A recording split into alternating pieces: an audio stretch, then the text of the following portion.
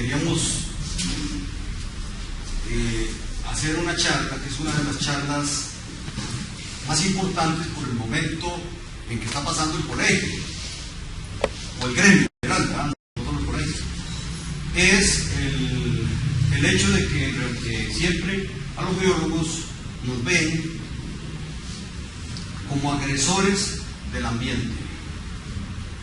Y es un papel que hemos jugado también. O sea, no es que nos han regalado ese apelativo, no. También hemos hecho daño. Cuando aquí se hacía daño también, cuando se reforestaba, cuando se metía la ganadería intensiva, se hacía daño al ambiente. Pero es muy probable que no le diera tantos réditos la ganadería o la reforestación a los grupos ambientalistas como se le da la minería. Entonces nosotros tenemos que ir cambiando ese perfil. Los biólogos tenemos que ser ambientalistas, no por oportunismo ni nada por el estilo, no, tenemos que hacer las cosas bien hechas. Ahora que estaba hablando con vos, estaba hablando de un personaje que era subalterno mío en el ICE, se llama Norman Marín Quesada, le decíamos Muerto. Ricardo yo creo que lo conoce porque es de tu grupo. Muerto era el supervisor mío de perforación y de equipo y maquinaria y cosas por el estilo, cuando hacíamos galerías y túneles pequeños y todo eso. Y Norman era un fiebre para botar árboles y agarrar todo lo que sacábamos de tirarlo al río. Ese tipo de cosas es una falta de educación, que no porque seamos biólogos la tenemos, no, la tenía todo el mundo en este país. Norman actuaba como actuaba todo el mundo, pues Norman no era biólogo ni nada, él sacó el bachillerato en el colegio de la abuela, nocturno y nada más. Pero nosotros tenemos que quitarnos eso de encima. Tenemos que hacer las cosas en una perforación, las muestras de un lado, las cosas como tienen que ser. Nada de estar haciendo regueros de lodos y por todo lado y caminando con las botas, nos metemos hasta las casas con los lodos de perforación y cosas, hay que irlas eliminando. Hace 15 días que hicimos la incorporación de 15 jóvenes colegas. Alfonso nos sugirió que por qué no hablábamos un poco de minería amigable con el medio ambiente. Eso está, hay una maquinaria que se pudiera dar. Entonces, planeémosla para entre 15 días que soy. Entonces, Alfonso Monge fue profesor de la Escuela de Geología de la Universidad de Costa Rica. Estuvo en la dirección de Geología en MINASA, también estuviste en la dirección de todo lo que era MINASA, que MINASA fue una parte de la corporación de CODESA, cuando el Estado costarricense quiso un lugar de empresario. Teníamos la fábrica de cemento, teníamos un montón de cosas que eran del Estado. Él estudió en España, en Granada, estuvo 6-7 años estudiando allá, con Rafael Fernández, que fue profesor de él y mío, de hidrogeología, y luego se fue a Leicester, Inglaterra, y sacó un doctorado, PhD. Trabajó mucho tiempo aquí en Costa Rica, siguió siendo consejista trabajando en la Escuela de Geología mucho tiempo, y tiene 15 años de vivir en Colombia. Y en Colombia, pues ha agarrado, Colombia es un país que tiene 200 años de ser minero, petrolero y minero, entonces no tiene los prejuicios que tenemos aquí en la sociedad costarricense.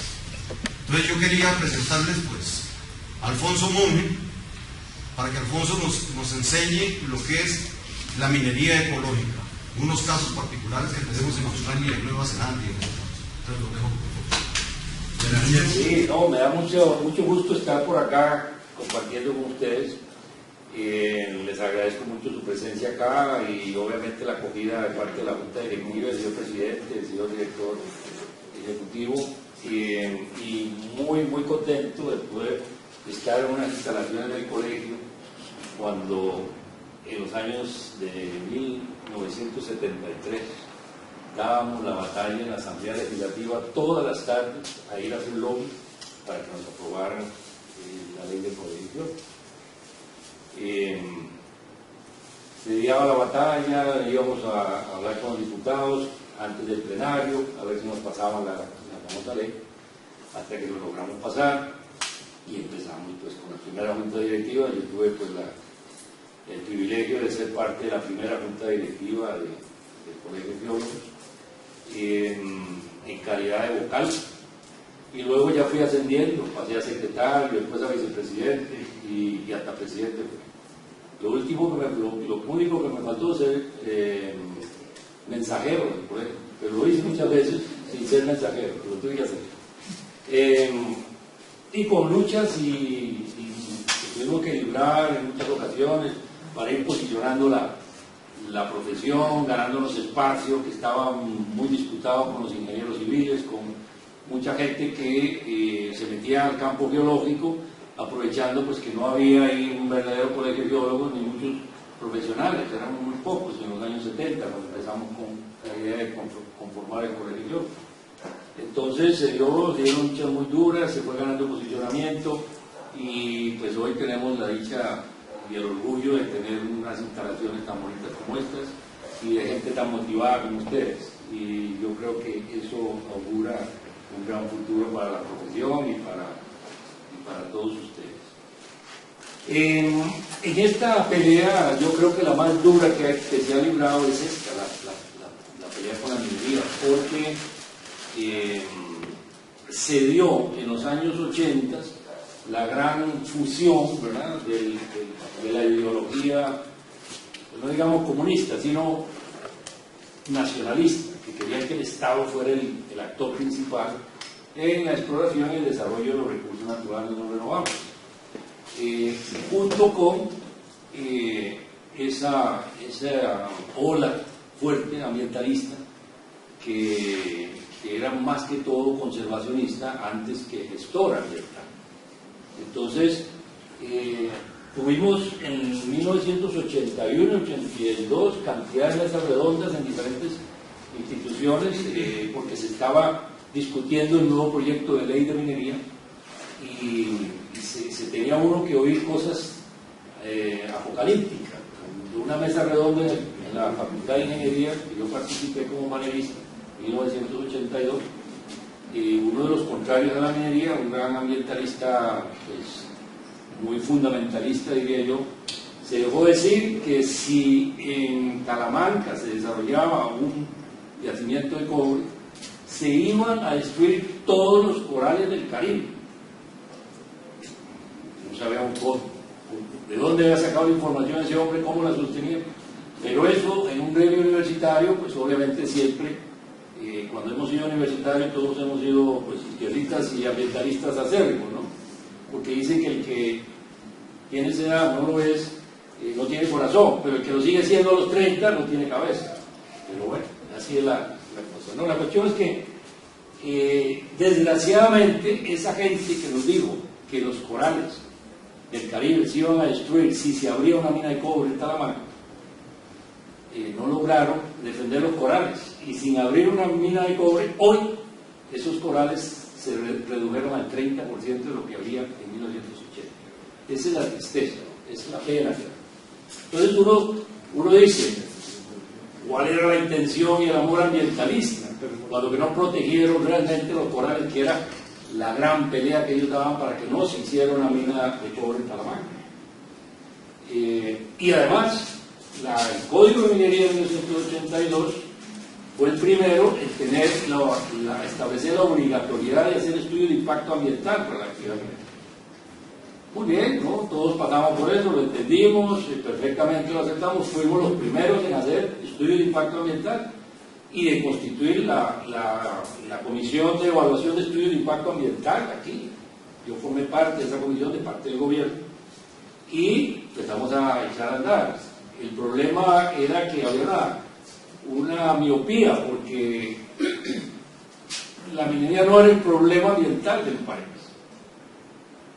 Y además, los pasivos ambientales que existían y que siguen existiendo no son mineros, son de otra naturaleza: aguas residuales, manejo de los residuos sólidos, botaderos descontrolados, sin supervisión y nada, y más muchas otras cosas. Esos son los pasivos ambientales de este país. No hay pasivos ambientales mineros. Entonces, en el año 82 que los ambientalistas metieron los estudios de impacto ambiental obligatorios para la actividad minera, se llevaron casi 15 años para que los extendieran a las otras actividades económicas.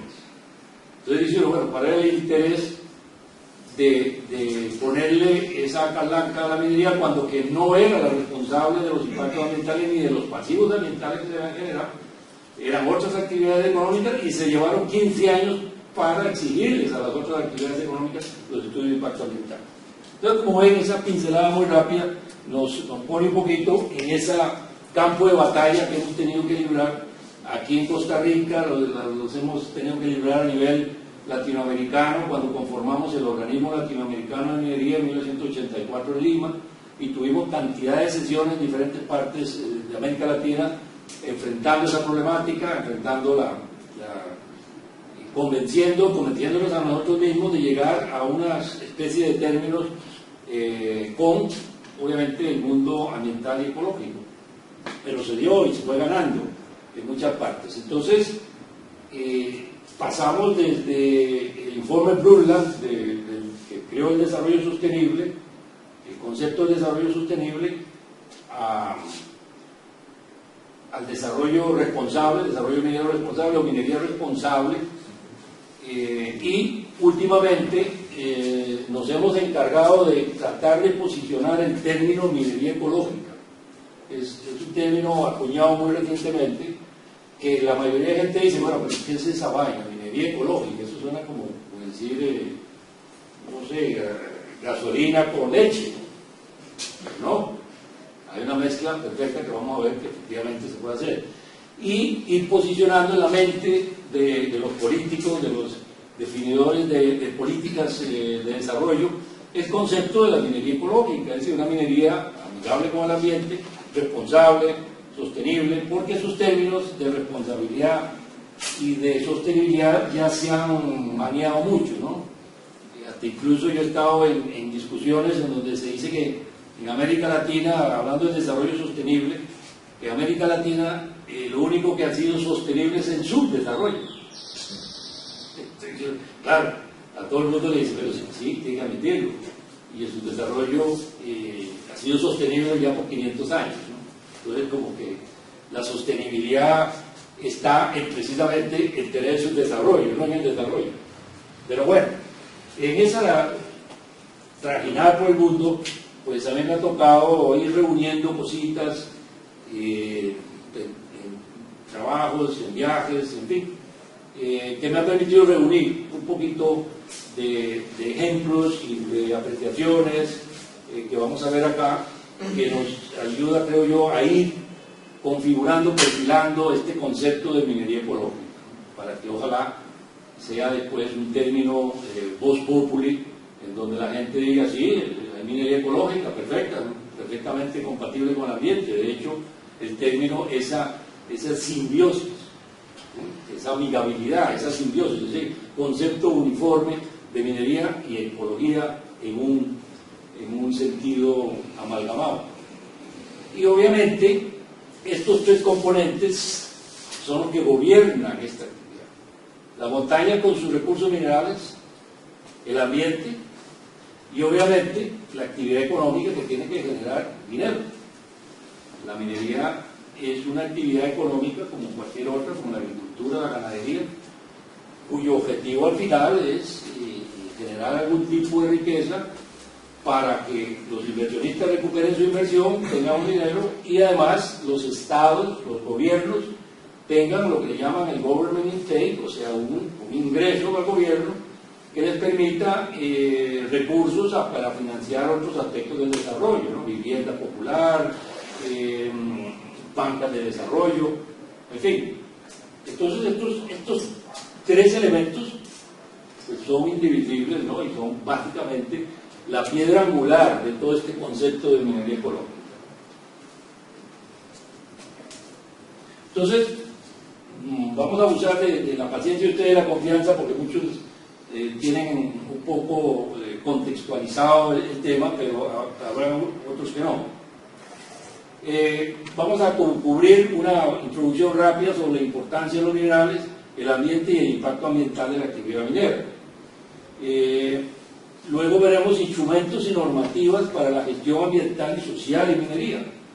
Después veremos que existe vigilancia minera internacional, o sea que no tenemos que estar preocupados de que vamos a estar haciendo desastres y que nadie se va a dar cuenta, ¿no? Hay una vigilancia minera internacional muy importante que nos va a decir, oh, un momentito, ojo, eso no se hace así.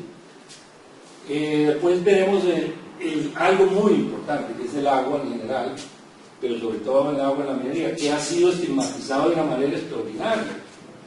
Y veremos que es totalmente equivocado y totalmente falso con algunos ejemplos que vamos a ver. Hay muchos proyectos que están sostenidos porque dicen que el proyecto minero le va a quitar todo el agua que los arroceros necesitan para seguir produciendo arroz. Una cantidad pues, de justificaciones que no proceden, ¿no? Que no son sostenibles. Y veremos algunas buenas prácticas internacionales con ejemplos prácticos muy variados, desde exploración, desde recuperación, restauraciones, etc. Y luego veremos algunos proyectos mineroecológicos en Colombia, que es donde está trabajando más en los últimos años. Y finalmente tengo un video de la mina Waihi en Nueva Zelanda, que yo estuve en diciembre, precisamente fui exclusivamente a ver la mina Waihi de oro en Nueva Zelanda, porque tiene unas particularidades únicas. Para empezar, está en medio de una ciudad, y ya pues ustedes pueden imaginarse todo lo demás, ¿no?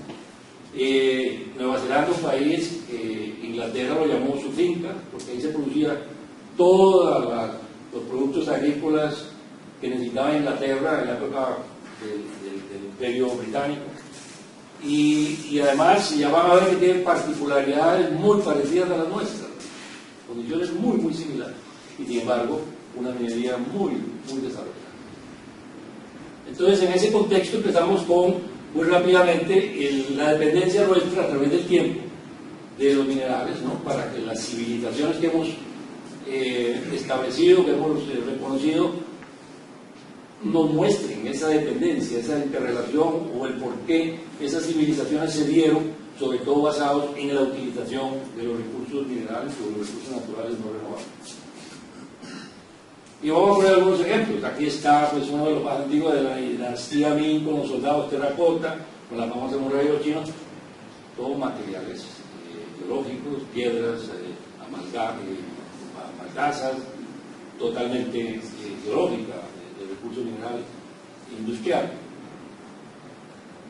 Los egipcios, templos y tesoros faraónicos, no sé si ustedes han tenido oportunidad de ir a Egipto, ahí realmente queda uno maravillado, por ejemplo en Karnak, unas columnas extraordinarias, hay unos leones y unos renos en un pasadizo como de 200 metros, preciosos, todo obviamente hechos de mármoles.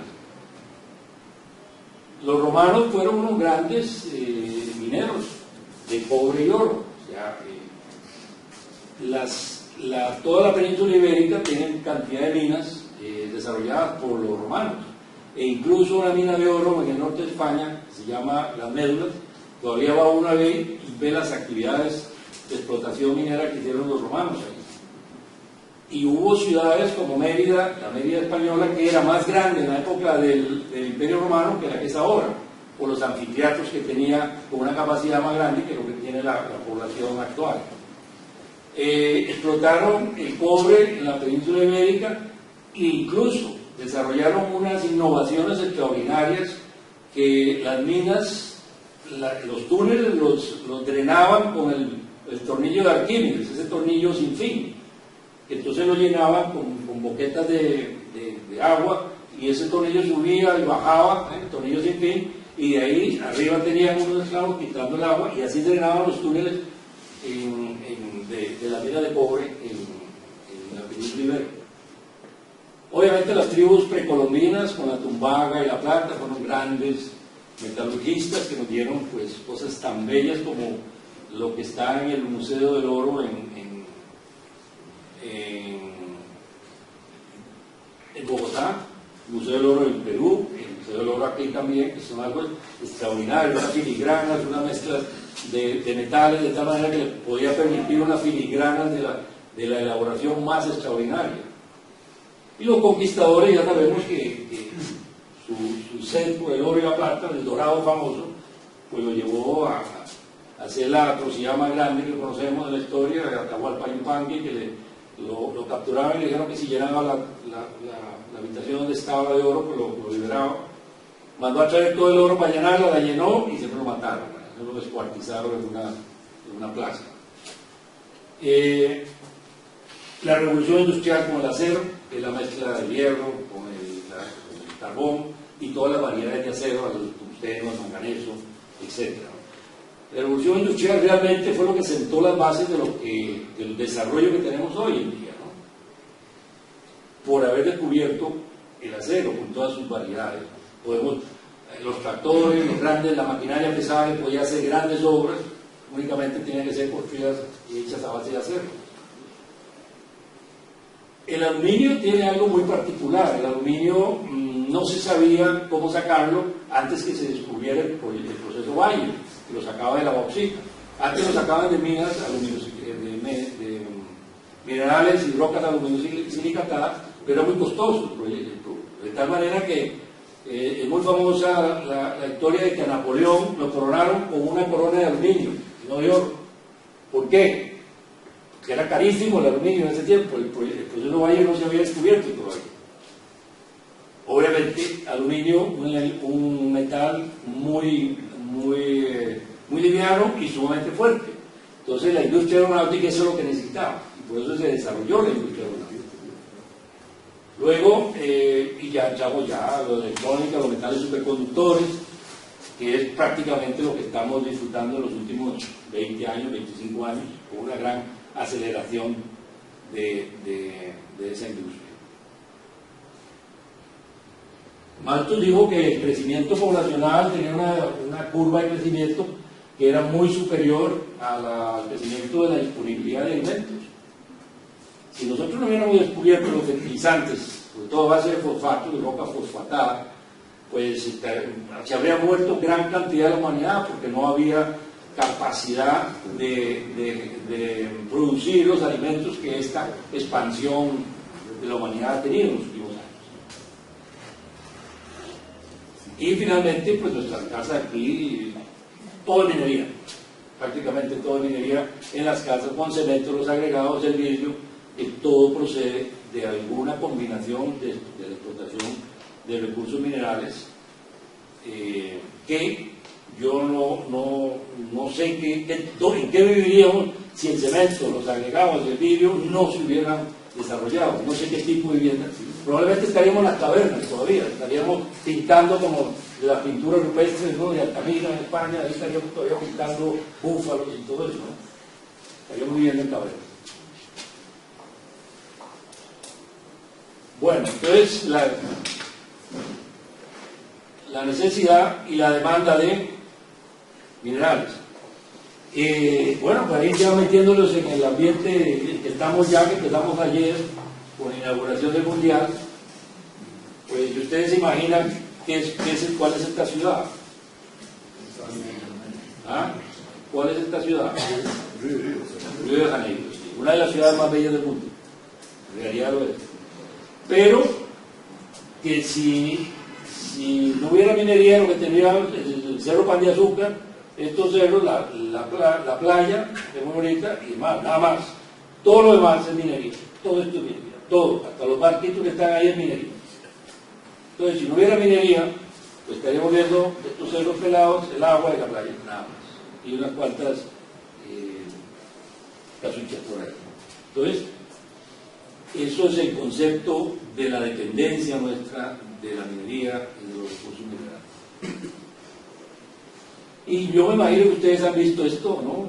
Que la dependencia de cada americano que nace ahora necesitará todos estos componentes en su vida. En total, 3.2 millones de libras de minerales, metales y combustibles en su vida.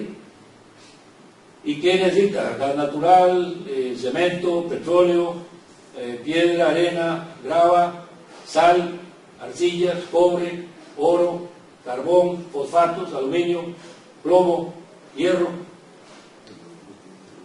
Cualquier individuo que nazca dentro del mundo occidental, al final de su vida va a necesitar 3.2 millones libras de minerales y metales.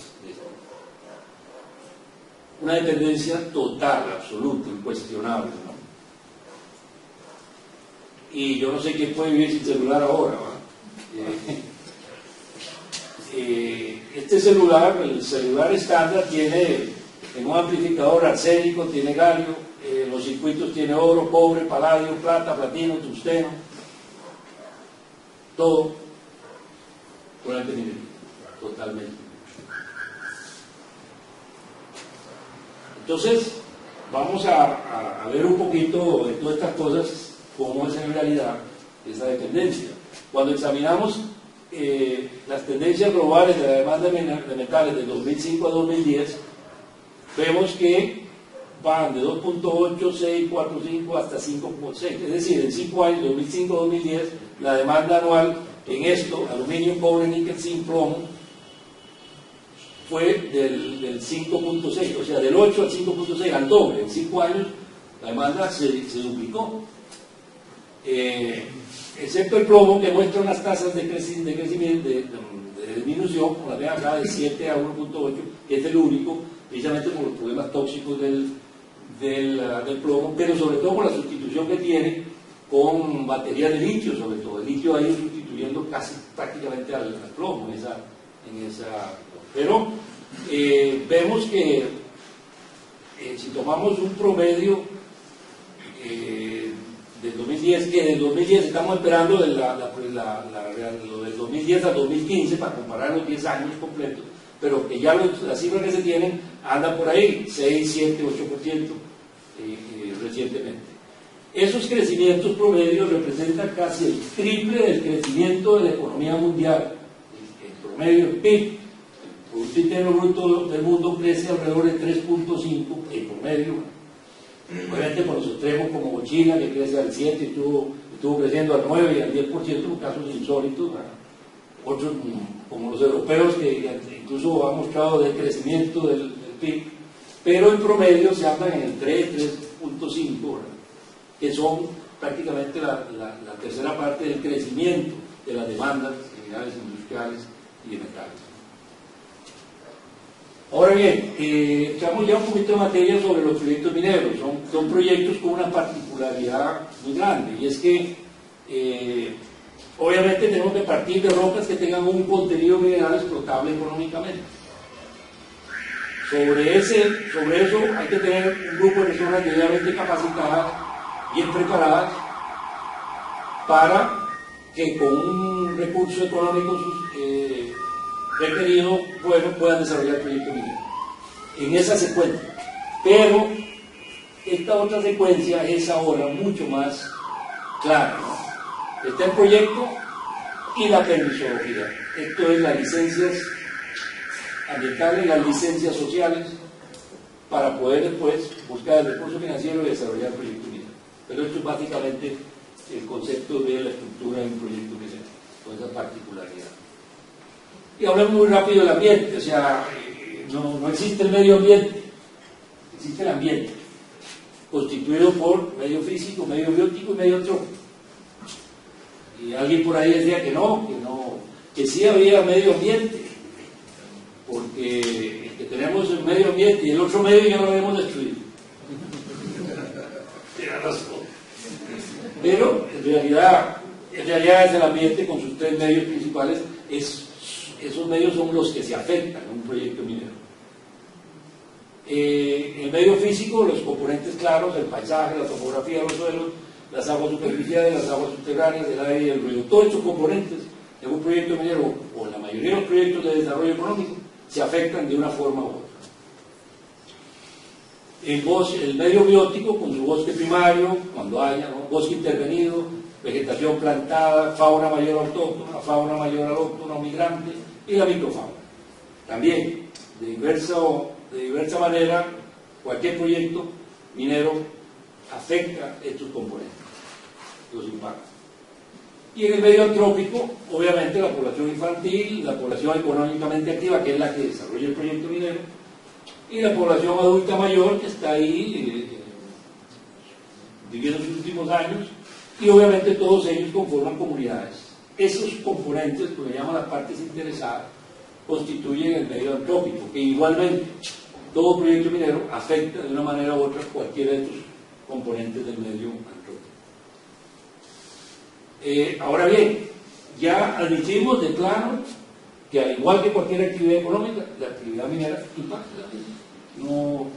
No tratemos de escondernos y decir que no, seamos honestos y reconozcámoslo, demos la cara, porque así lo hicimos desde los años 50, y los primeros que lo hicieron fueron los dueños de las canteras en Sudáfrica, fueron los primeros que empezaron a preocuparse del impacto ambiental y empezaron a establecer las medidas para la restauración, para el monitoreo, para la mitigación y tal, desde el año 1950. Pero, ¿qué es lo importante del impacto ambiental de la minería? Que es fácilmente reconocible. Eso es importante. El impacto está ahí, no está solapado, no está, escondido. No, usted lo llega y lo ve. Y es este, según los componentes de los tres medios que vimos. Es de carácter local en su mayor parte. Obviamente, solamente donde se da la actividad minera, ahí es donde se da el impacto. Y usted, pues claro, eso suena muy lógico. No. Los cambios de los aceites quemados es un impacto ambiental itinerante, porque cualquier dueño de un camioncillo por allá va por San Carlos y dice, pues yo no he cambiado el aceite, voy a cambiarlo aquí. Si no manejan bien ese aceite quemado ahí, lo tiran a una quebrada, es un impacto ambiental itinerante. En minería no, es ahí. Es limitado en el tiempo, es únicamente la vida útil de la mina, claro. O sea, no vamos a tener un impacto ambiental una vez que se hace una mina para toda la vida. Es decir, 200, 4, 5, 10 generaciones, no. Lo va a existir en un tiempo, digamos, máximo de 40, 50 años, como mucho, digamos, que son las vidas útiles de minas muy grandes, pero ahora, actualmente, las vidas útiles de las minas están entre 10 y 20 años como máximo, porque se necesita sacar ese recurso cuanto antes para recuperar la inversión. La otra característica es que los métodos de prevención, mitigación y restauración son muy bien conocidos y útiles, prácticos. O sea, no tengo que hablar de high-tech, de que tiene que hacer usted una investigación en MIT o en otros centros de lumbreras para desarrollar un método de monitoreo, de gestión ambiental. Las medidas de control, monitoreo y recuperación, ¿cuáles son? Vamos a pasar muy rápido porque muchos de ustedes la conocen. Relleno de tajos con estériles y colas, lagos de pesca, deportes, vegetación, reforestación. Entonces son medidas de control, monitoreo y recuperación. Recuperación de escombreras a base de terraceo y reforestación. Recuperación de suelos, mejorando la textura de los suelos a través de carbonatos y arcillas y una fertilidad mayor con fertilizantes y materia orgánica. Usted reconstruye un suelo, no un suelo, digamos, minerario, ¿no? Eso lleva su tiempo, pero usted sí puede reconstruir un suelo que permita crecer una vegetación que oculte el impacto ambiental realizado. Control de drenajes y erosión a través de zanjados, alcantarillados, siembra de pastizales, terraceo, gaviones para que paren la posible erosión, los deslizamientos, empalizadas, vegetación.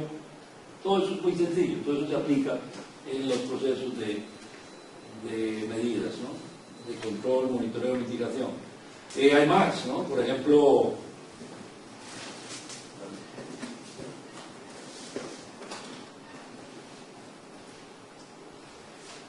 a todos los otros elementos, ¿no? Las aguas subterráneas, el polvo. No avanza, ¿sí? Protección del ruido, orejeras, barreras sónicas, vallas, muros, silenciadores. Todo eso está disponible para combatir, para mitigar el ruido excesivo por movimiento de máquinas. Pavimentación, eliminación del polvo a través del riego, lastreos, pavimentaciones, spray especiales. Ahora han desarrollado muchos spray que prácticamente usted en la zona de rodadura de las grandes maquinarias que explotan una mina riega sus spray y se forman casi asfaltos, muy baratos. Compactación de pistas, aspiradores, protección de aguas subterráneas a través de construir de nuevos pozos más profundos, de diques para separar acuíferos y ríos, etc. Los tratamientos de aguas residuales de la mina, neutralización en estanques, floculación de sólidos, filtrado para eliminar metales pesados y tóxicos. Hay plantas como la Latifa latifolia que usted la siembra a la salida de las aguas de la mina y capta todos los metales que van en las aguas de la mina. Es una planta que capta y vive por la captación que hace los metales tóxicos, plomo, cobre, cianuro, arsénicos, etc. Control de gases y residuos, torres altas, filtros en serie, reciclaje reactivo, solventes, fundentes.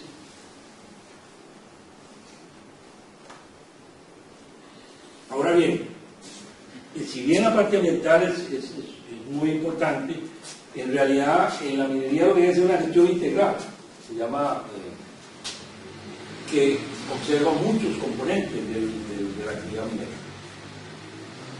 Pero tenemos los instrumentos, tenemos la norma ISO 9001 que es calidad de proceso, es decir, que se tiene la aplicación de unos estándares de proceso que hacen que la minería sea óptima y que además sea eficiente en el uso de la energía y que además al final va a sacar un producto de buena calidad que se lo va a comprar el mercado. Y además usted en los procesos establece lo que llaman el blending, que hace que las partes ricas del mineral las mezcla con partes pobres y al final saca una riqueza promedio que se le acepta al mercado, pero que usted no está empobreciendo el yacimiento, sino que está mezclando las partes ricas con las partes pobres a través de procesos establecidos en un sistema de control de la calidad. Obviamente, pues todo el mundo sabe el ISO 14000, que es referente al ambiente, pero que lo que le interesa a la ISO 14001 es cumplir la legislación ambiental. Ese es el objetivo de la norma ISO 14001. Obviamente, British Standard OSHA 18001, que es sobre seguridad y salud ocupacional, extraordinario, necesarísimo para la accidentalidad en minería, sobre todo en minería de carbón, con cantidad de explosiones y grandes cantidades de muertos, ¿no? Fundamental, y se ha avanzado mucho en los sistemas de OSHA 18001. La responsabilidad social empresarial, el Global Report Initiative, que es acá, ISO 26000, todo el componente social, responsabilidad social empresarial. Gobierno corporativo, ética, moral, transparencia, sobre todo aplicando los principios del Ecuador, que en conjunto le dan a ustedes una gestión integral completa, es decir, no solo lo ambiental, lo social, la calidad, el evitar el empobrecimiento selectivo de los yacimientos, que al final, y al cabo, la empresa y el Estado son los que se ven afectados por un empobrecimiento selectivo de la explotación de un recurso mineral. ¿Cuáles son las herramientas principales para las buenas prácticas mineras, para hacer una minería ecológica? Hay muchas cosas que se han desarrollado. Este es muy importante, la EEE, que es Environmental Excellence Exploration en inglés, la excelencia ambiental en la exploración minera, desarrollado por la Asociación Canadiense de Desarrolladores y Prospectores Mineros, ampliamente aplicados en el mundo. Principios del Ecuador en cuanto a la transparencia y ética, informes de sostenibilidad que hacen que muchas empresas ya entren al Dow Jones de sostenibilidad. O sea, el índice Dow Jones de sostenibilidad es el que le dice al mundo entero qué empresas son realmente sostenibles y están aplicando una gestión integral, y por eso sus acciones, sus activos se valorizan en el mundo, ¿no? La iniciativa de informe global del Pacto Global de Naciones Unidas, el Banco Mundial da asesoría de industria extractiva, pero también presta, la Corporación Privada de Inversiones del Banco Mundial presta dinero a los proyectos mineros, ya sea para que el proyecto se desarrolle o para tomar parte en el proyecto, es decir, como en calidad de socio. Y les exige a los que le piden los préstamos al Banco Mundial hasta 20 documentos que hay que prepararles para que les entreguen los dineros del Banco Mundial.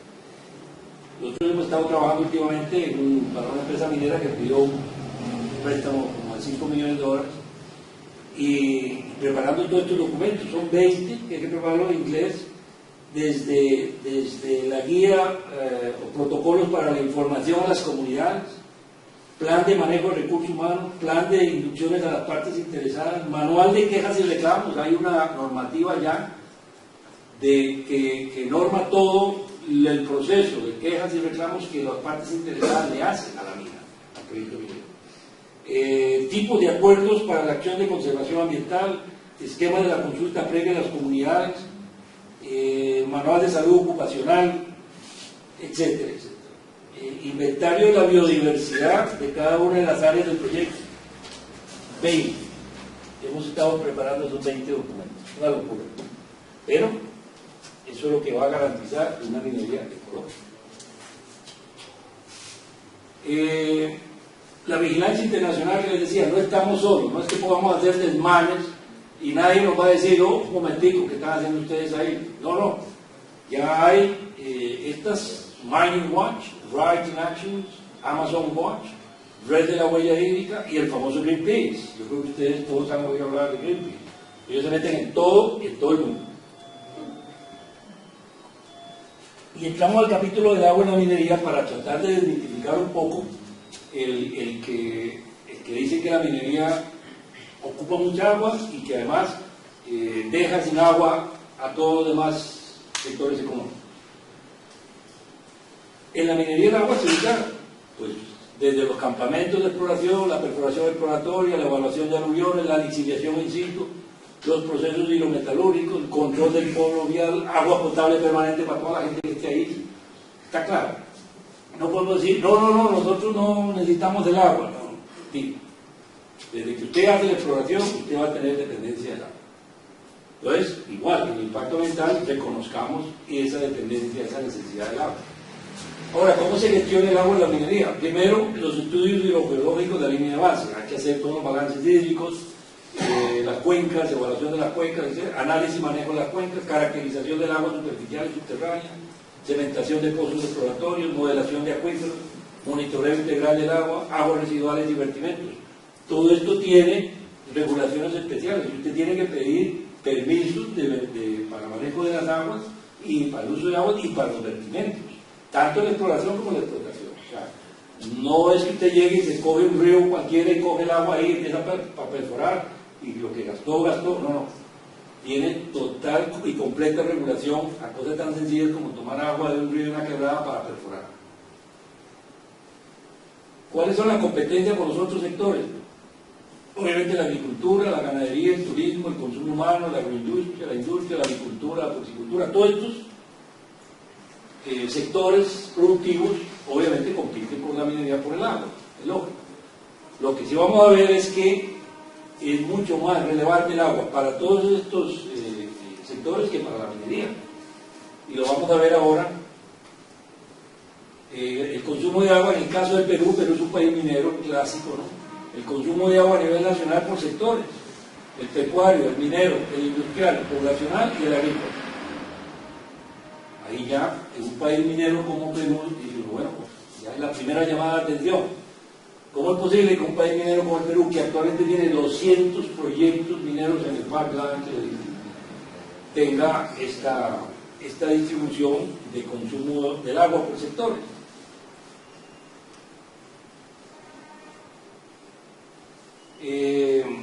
Aquí vamos a ver un caso concreto del consumo del agua de la minería en Cajamarca, en Perú también, donde está una gran mina extraordinaria, que es la mina Yanacocha, de la New Montmayo, una mina de oro de las más rentables de América Latina. Pero vamos a ver los balances interesantes ahí. Del agua que cae en la cordillera, el 40% se evapora, el 30% se infiltra y el 30% se escorrentía. Entonces, vemos que únicamente la que queda disponible ahí es como un 30%, porque todo se va o se evapora. Entonces ya ahí empezamos con una situación preocupante y que la minería no tiene nada que ver. Yanacocha es una mina de oro que les decía que consume 2 millones de metros cúbicos al año de agua. Está aquí, en la parte alta de la cordillera andina. La agricultura en todos los valles que drenan, de los ríos que drenan la zona minera, consume 68 millones de metros cúbicos al año. La ciudad de Cajamarca necesita 10 millones de metros cúbicos año para su población. En el río van 200 millones de metros cúbicos. Total del agua son 280 millones de metros cúbicos al año, de los cuales solo 2 millones ocupan la mina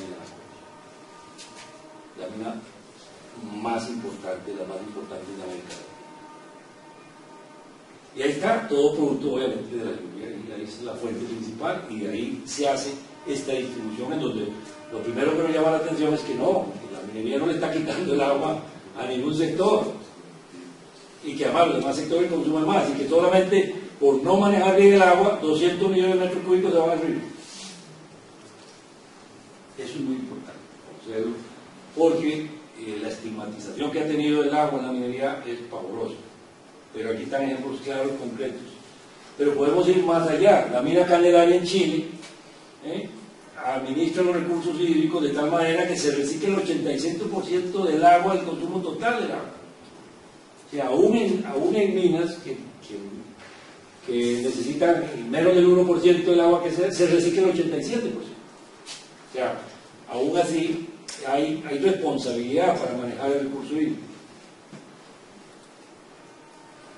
En la mina Viviana en Ghana se tiene el concepto de cero descarga de frente de la mina, o sea, total ciclo cerrado del agua dentro de la mina. No hay ninguna descarga. Y un país como Ghana, no es que sea un país desarrollado ni mucho menos, o sea, que también se puede hacer en países subdesarrollados. No pensemos que es que, no, es que eso solo en Estados Unidos se hace, o es que eso no es posible en Inglaterra o en Canadá. No, un país como Ghana. Pero hay referentes mundiales para la gestión del agua en minería. No hay que meter el agua caliente, ya está hecho. Hay referentes, hay Strategic Water Management in the Mineral Industry para Australia, Nueva Zelanda y Nueva Guinea. Australia, un país minero que la minería le da el 60% de todos los ingresos que recibe en Australia. Este otro Water Management for Surface Mines, las mejores prácticas, el lineamiento para las mejores prácticas para el manejo del agua en las minas de Sudáfrica. O sea, ya hay camino andado, ya no hay que decir las famosas frases apocalípticas, eso va a ser un impacto terrible sobre el agua, el recurso hídrico, nos vamos a quedar sin agua. No, aquí está ya camino andado.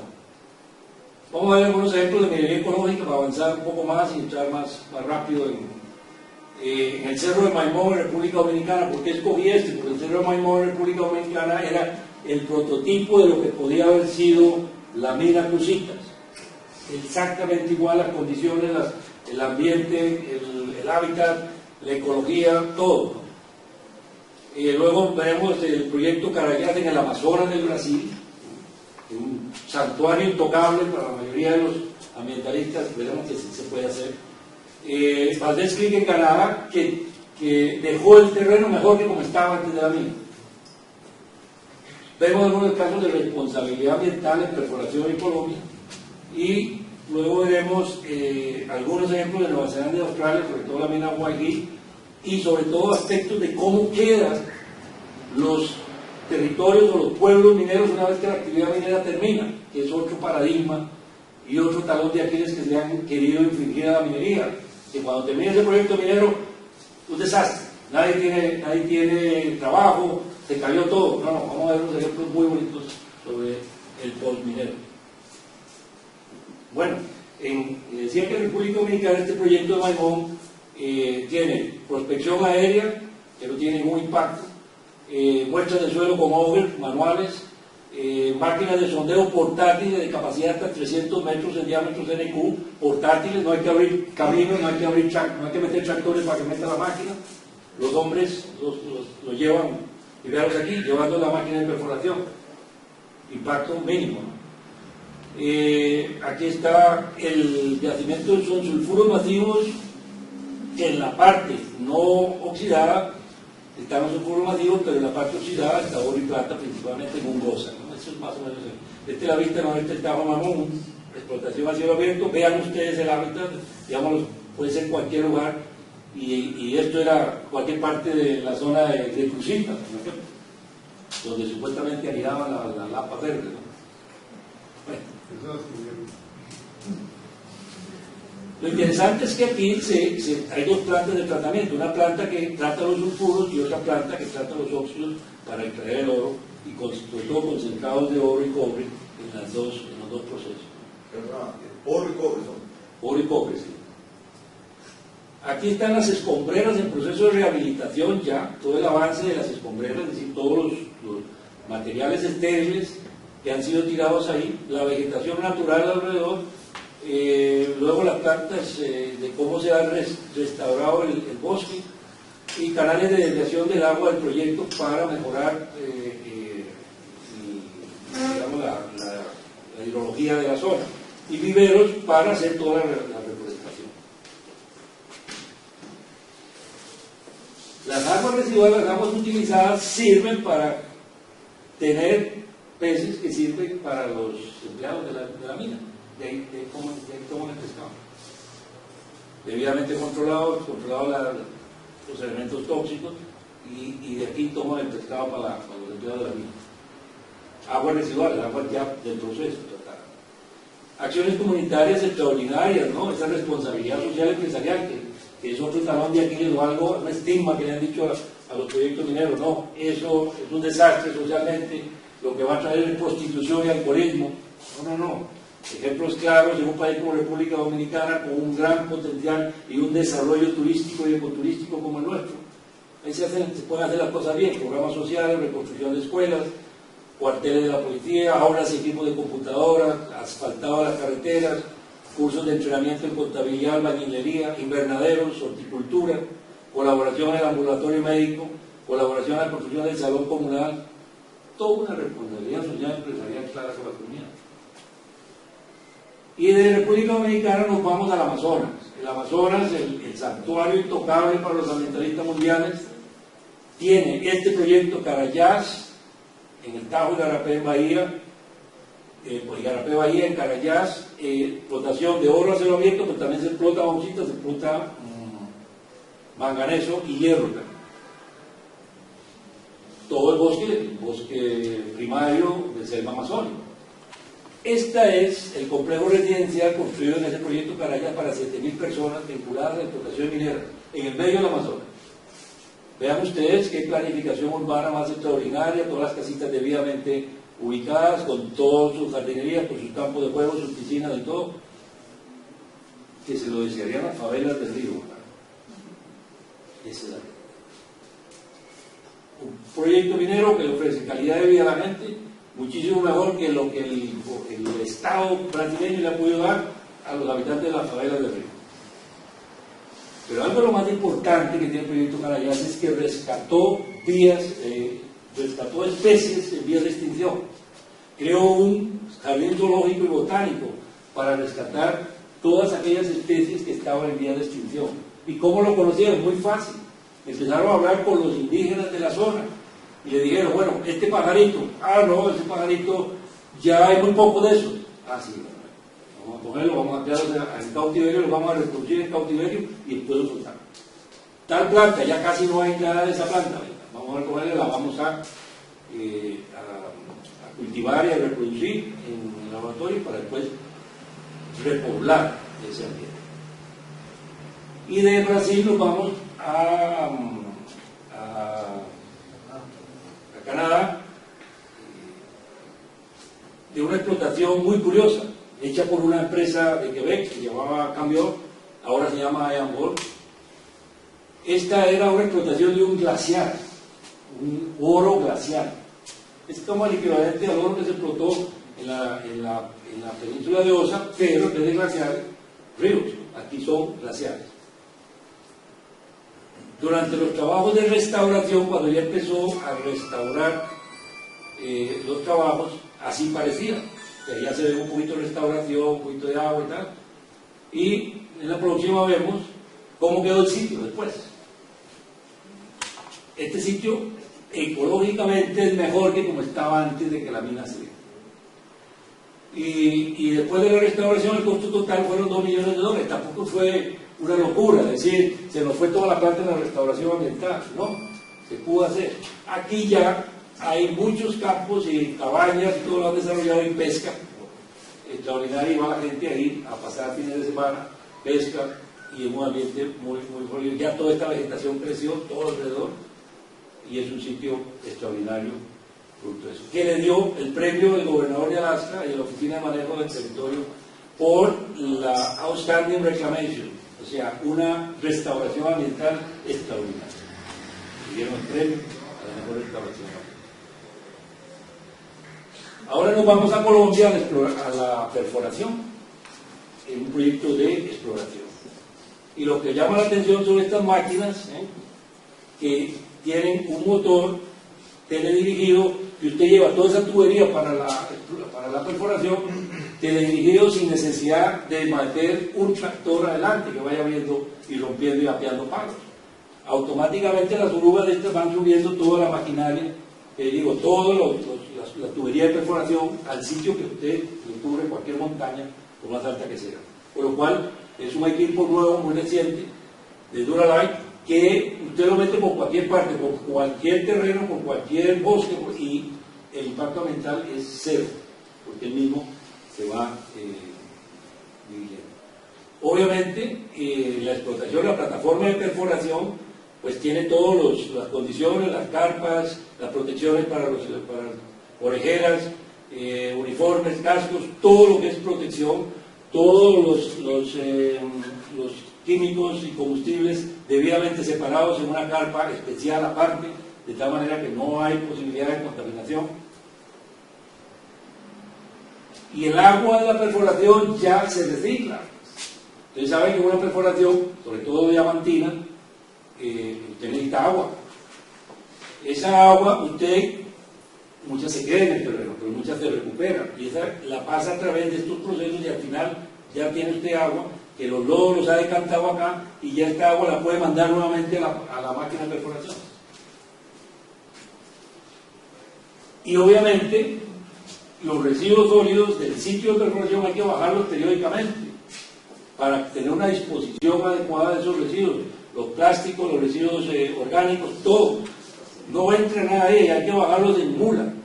Pues en mula hay que bajar todos esos residuos sólidos de las montañas ahí altísimas hasta un lugar de acopio de los residuos para que ahí después se lleve y sea dispuesto adecuadamente. Todo un ejército de mulas tiene proyecto de perforación, pero así bajaban todas de la montaña, todas cargadas, con todas las pichingas que utilizaban para el agua, para los combustibles, los residuos orgánicos, todo tenía que llevarse del sitio de perforación a un sitio. ¿No?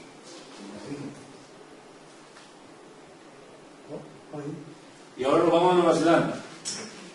Les decía que Nueva Zelanda es un país muy curioso porque es un crazy about rugby, tan loco por el rugby, de nada de fútbol. Nosotros pusimos a jugar fútbol en una playa, los gurillas cogían la bola y salían en carrera con la bola ganada. Es lo único que aplica. Pero es un país muy interesante. Ya vamos a ver con algunas pinceladas que veamos para acabar al final en ese proyecto minero tan interesante de la mina país. Esta es una vista general de lo que es Nueva Zelanda, un país muy pintoresco con muchos lagos, unos lagos purísimos, unas montañas, esto es en la época de verano porque en invierno están todas cubiertas de nieve, y con muchas de ellas con campos de esquí, praderas muy bonitas y zonas de glaciares. Este es un glaciar, en el frente de un glaciar, el St. Joseph Glacier en el sur, en la isla del sur de Nueva Zelanda, que son unos atractivos turísticos extraordinarios. Alrededor de esos glaciares se montan cantidad de pueblos turísticos con hoteles y toda la gente va, camina hasta el frente del glaciar, lo toca, le toma las fotos. Es algo extraordinario. Y obviamente, tremendo marinero los neozelandeses. Esta es la marina de Auckland y ahí yo creo que ya no cabe un yate más. Una locura. Y extraordinarios conservadores, cantidad de parques como cerca de Rotorua, porque este anterior es muy interesante. Esto era un volcán antiguo, vean ustedes, el cono volcánico que estalló, pero estas terrazas eran de color rosado, de Pink Terrace, se le llamaba, un atractivo turístico único en el mundo. Todas estas terrazas era que las lavas en ese momento habían sido enriquecidas con unos componentes químicos que le daban el color rosado a las lavas. Y todo estos eran unas terrazas de lavas rosadas y un centro turístico único en el mundo. Y la gente gente venía acá y se iba en la lanchita, es una lanchita que ahora queda, a ver todas las terrazas, que tenían además fuentes termales. O sea, era un sitio único. Explotó este volcán y se jodió todo. Cubrió todo de lava negra, hasta ahí llegó el centro turístico. Por eso, la minería no es solo la que destruye, los volcanes pueden destruir un sitio turístico tan extraordinario como este.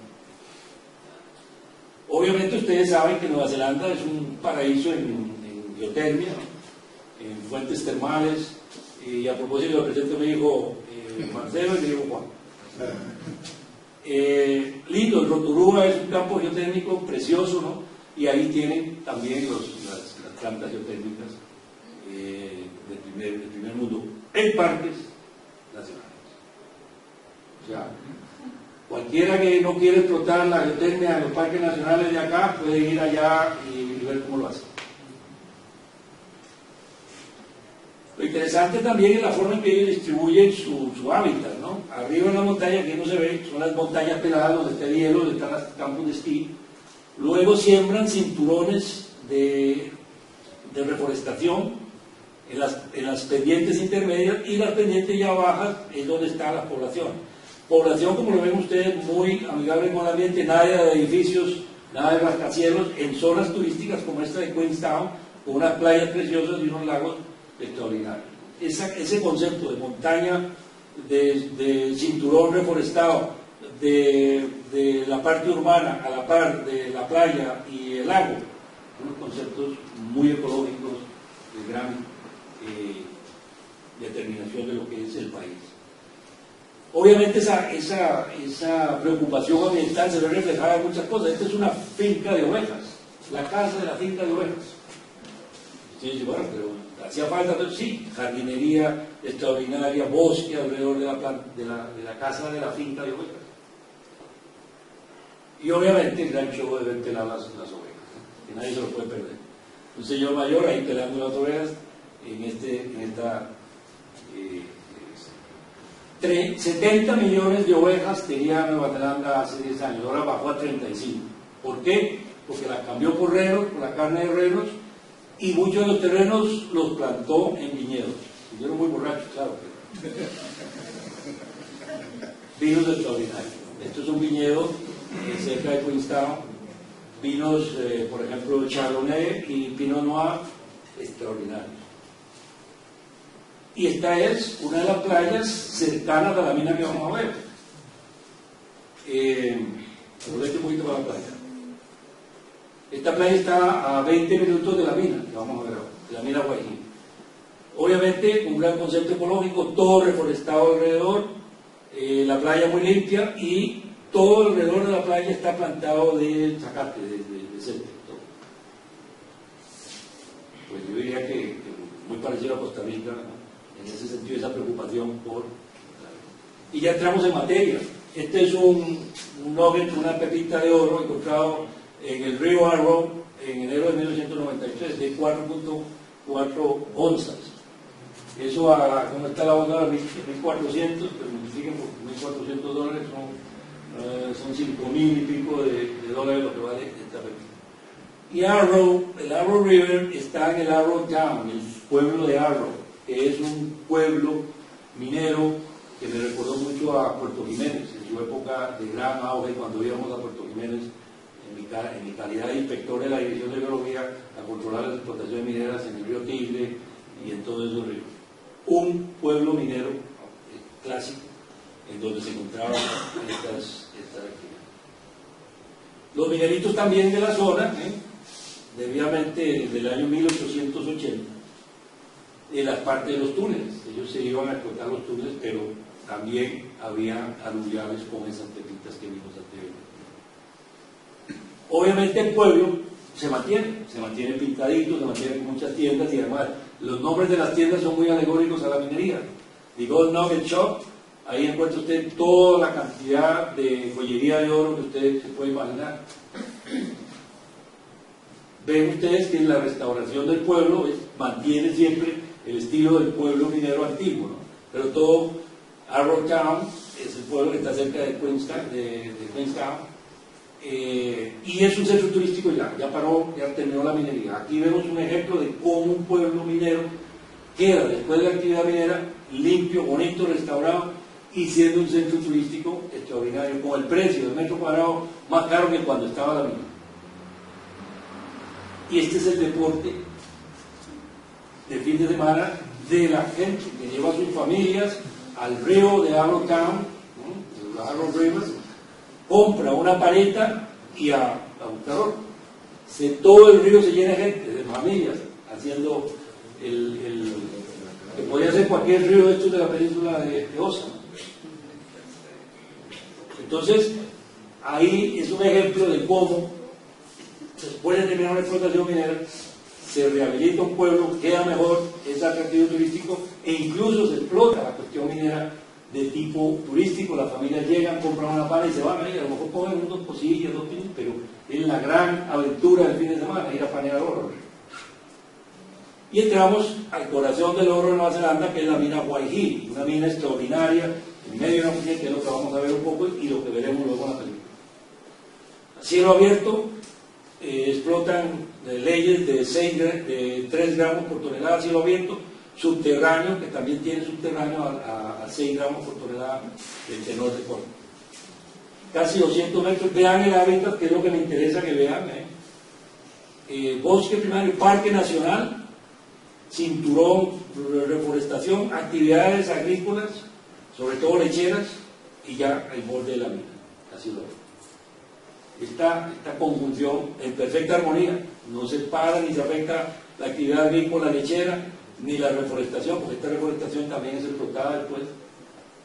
Entonces tenemos actividad económica, aquí turística para los bosques, aquí de forestal, aquí lechera y agrícola, y aquí minera, en el término de 3 kilómetros. Esto es básicamente la mina Waihi, los procesos, ¿no? El mineral se tritura, se muele, se va al proceso de absorción con lixiviación, elusión con carbón, luego electroobtención para después hacer la fundición del lingote de oro. Pero algo lo más interesante de la mina Waihi es que tiene una oficina turística. Y este es el vehículo que lo lleva a usted a recorrer la mina, como un tour a la mina, todo el tiempo. Se llega como quien entra a un parque nacional y lo lleva en esta buseta a dar la vuelta a la mina. Y un museo, que es lo que es interesante, un museo para niños, un museo minero para niños. Ellos desde pequeños van a ese museo en donde conocen lo que es la minería, lo que son los minerales, lo que son, y su dependencia, porque les ponen ahí. Lo que usted lleva puesto tiene tal componente mineral. Entonces ellos desde pequeños se van dando cuenta de lo que significa la minería para ellos. Extraordinaria en la mina, o sea, es un museo creado dentro de la mina. Y obviamente algo que me llamó mucho la atención es que tiene varias aulas para hacer el centro de educación, es decir, ahí hacen cursos de minería para las escuelas, para las asociaciones comunales, para los pueblos, para todo el mundo. Les hacen cursos aquí, los llevan y los ubican y les dan clases sobre la minería, para todo el pueblo, para toda la gente.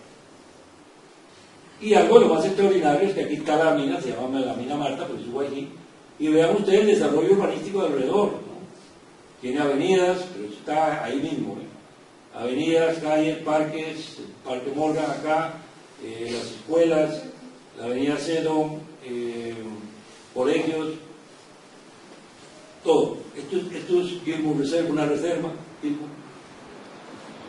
Todo esto de desarrollo urbanístico, con hoteles y museos y todo, en el centro tiene esta mina que acabamos de ver. Perfectamente.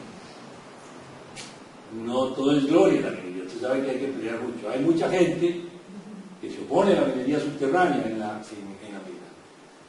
Y en sus casas ponen eso. No pasar, no queremos minería debajo de nuestras casas. Oposición siempre hay, a pesar de todas estas cosas, y lo vamos a ver muy bien en el video, hay oposición. ¿Qué es lo que pasa? Que la empresa minera les dice a los dueños de las casas, muy bien, le vamos a pagar un fee mensual por minar debajo de su casa. Si se le daña, se la reparamos. Y si no está contento con la reparación, se la compramos y se la pagamos al precio del mercado. Hay gente que no le acepta esa proposición y se opone a que, pero al final quedan 2 o 3 y la mina sigue subterránea.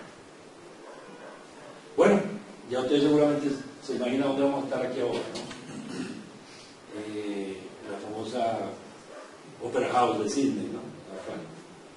Anecdóticamente es algo muy bonito porque este concurso de diseño arquitectónico lo ganó un arquitecto danés que era hijo de un navegante, de un marinero, y lo llevaba el marinero a las playas a recoger conchas y la partía las conchas. Entonces cuando él dijeron que participara, entonces cogió varias conchas una encima de otra, las partió en 4 y las abrió y dijo, este es el diseño, las 4 conchas partidas y alzadas y levantadas, y ese fue el diseño que ganó para la Opera House de Sydney.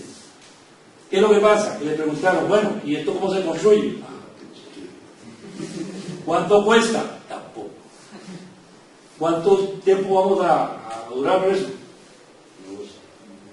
Y si usted me pide un diseño, ahí está, construido. Y se fue para Dinamarca. Nunca volvió ahí. Una anecdótica. Una cosa extraordinaria, una belleza. Cerca de Sydney está lo que llaman el Blue Mountain, que es una montaña azul. Como pueden ver, ¿por qué se le dice Blue Mountain? Ya ustedes ven un tono azul, ¿no? En las montañas. Es como un cañón de Colorado, ¿no? Pero totalmente reforestado, con esta variedad de eucaliptos, que el sol hace que una sustancia grasosa de las hojas de eucalipto se evaporen y con la interacción con el sol dan estas tonalidades azules que constituyen la famosa Blue Mountain a 150 millas de Sydney. Una zona minera de carbón, pero convertida en un centro turístico, utilizando la infraestructura de la mina. Y vamos a ver por qué. Utilizando estos son los rieles por donde sacaban el carbón de la mina. Y ahora convertido en un centro turístico es todo un gran vagón en donde se monta usted para ir a visitar la mina, ver el parque y ver toda la restauración de la biodiversidad que se hizo después de la mina. Y obviamente ya estaba la mina, la tumba, 1878. Un monumento al minero del carbón, cómo sacaba el carbón, aquí están muestras del carbón, y aquí estaba la entrada de la mina. Ya empezaron a ponerle el componente minero al sitio turístico.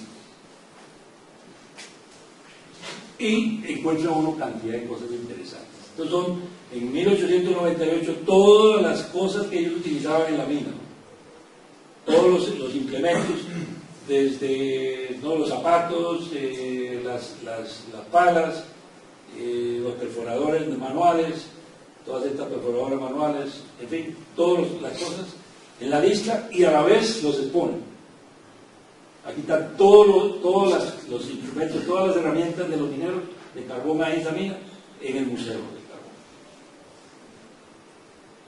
Y obviamente lo más extraordinario para mí fue que en esa mina le muestran a uno extractos de informes geológicos. Extract from 1908, de 1908 de un informe geológico. Pues le llena a uno mucho, ¿no? Llegar a esos lugares y ver una mina transformada en un centro turístico en donde van, no sé, 2.000, 5.000 personas diarias. Y lo que se encuentra uno ahí es el informe del Departamento de Minas y Agricultura de 1908, Geología y Recursos Minerales de la Mina, el campo minero occidental, con todos los detalles de los informes de los geólogos de la mina. Y ahí vamos pasando viendo todos los informes que hacían los geólogos de la mina. Muy bueno. Bien, vamos aterrizando un poco y saquemos algunas conclusiones para después ver el video. Defendemos los minerales y la actividad minera impacta el ambiente. Máxima, inapelable, indiscutible, aceptada, la tiene que aceptar desde el Papa hasta el limpiador. No quiero decir que los dos tengan diferentes lugares, son seres humanos y merecen el mismo respeto. la tecnología ambiental tiene soluciones a los problemas por impacto ambiental. Otra máxima. O sea, no es que digamos, ¿qué problema? Para ese problema, vaya la redundancia ambiental, no hay solución. No hay manera. ¿A dónde podrán haber tenido una solución para ese problema? Sí, usted verá, en alguna manera han resuelto ese problema. De una forma sencilla, ambientalmente compatible y además a un costo que permita la explotación minera. Existe una normativa amplia e instrumentos variados para las buenas prácticas de la gestión minera. Ya vimos todos aquellos que vimos aquí. Las ISO, las normativas internacionales, incluso la OIT para regir el trabajo tiene una normativa para la Organización Internacional del Trabajo que norma la actividad laboral en las minas.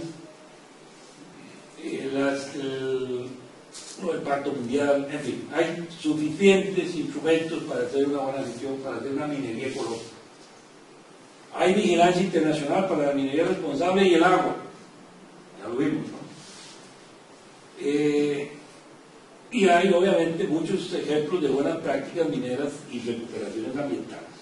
Él le da una pincelada muy general con estas cosas, pero hay ejemplos muchísimos, muy extraordinarios. Les voy a poner el ejemplo de la mina Cerrejón en Colombia, de carbón. Ellos cogieron a todos los muchachos de los pueblos relacionados con las minas de Cerrejón e hicieron una orquesta sinfónica de nivel mundial. Más responsabilidad social y cultural que eso es difícil de encontrar. No conozco ninguna actividad económica de ninguna otra índole que haya hecho eso en una comunidad. Bueno, gracias, vida profesional futura, y vamos a ver el...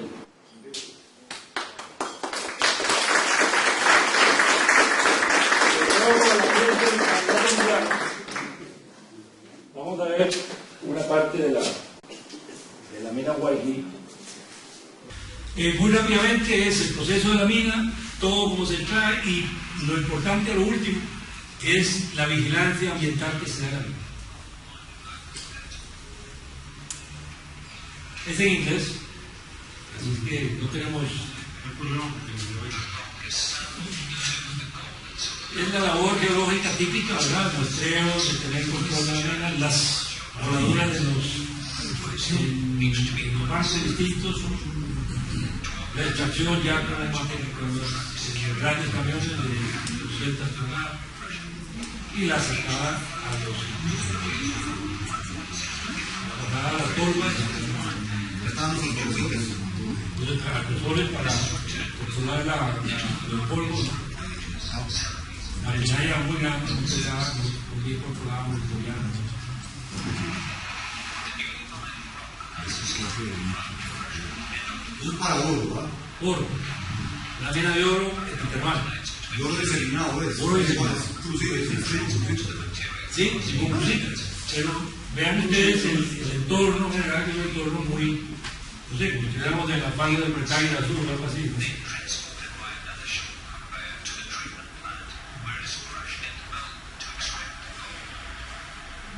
La molienda, la molinos de Isaac.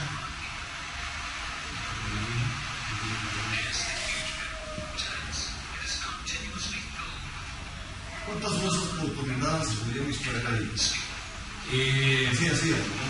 Al día, anual, aquí se haga la producción anual de alrededor de 100.000 onzas anuales. 100.000 a 1.500 por $20. Es que es un número más, es decir, por muchas razones. Hay mucha elección, hay ganancias, hay que desarrollarlo. Pero la operación tiene un marco de referencia que es 1.600, ahorita 1.500 por los 5.000 onzas del año. Ese negocio es bueno, pero distribuye el salario, distribuye el país, hay una ganancia. ¿Por qué? La gente tiene que hacer ese nombre y toda esa plata se la está robando a la empresa gringa, la transnacional. El informe de Minteca es que ya están en el proceso de fundición. Ahí están los lingotes, que están en este proceso automatizado, controlado de llenado del lingote.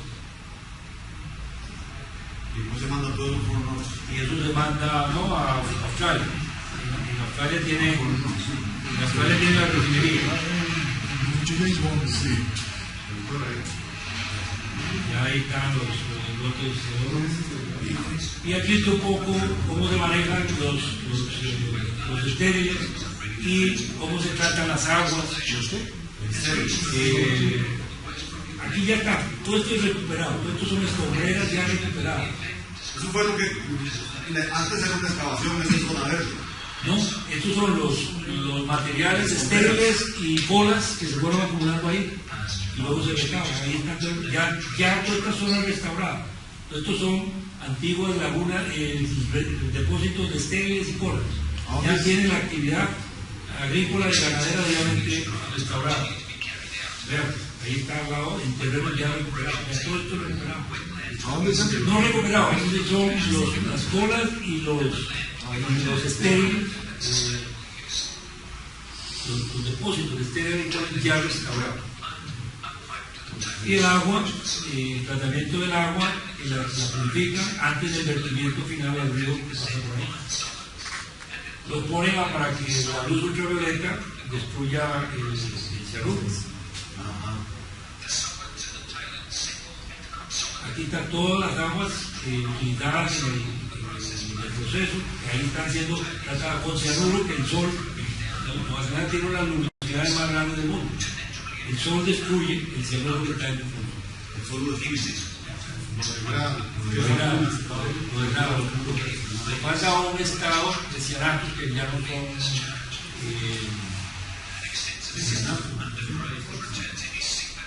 pero se mantiene continuamente todos los muestreos para ver la calidad de las aguas y todos los niveles de estudio de los son, y ya viene el vertimiento. Ya esta agua está totalmente limpia para vertirla al río.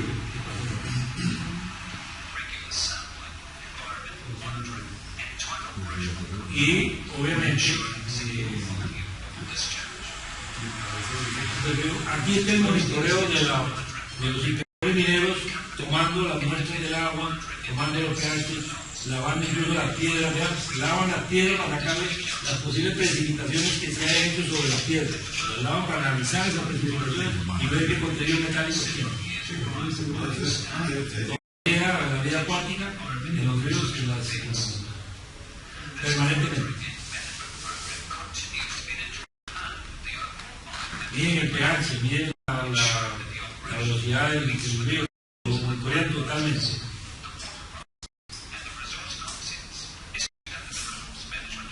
Eso es monitoreo ambiental responsable, ¿no? Eso es bien propio. Ese control para tener al final un río bañado, los animales toman el agua de ahí. Esto es algo que le quería mostrar y yo creo que les haya gustado.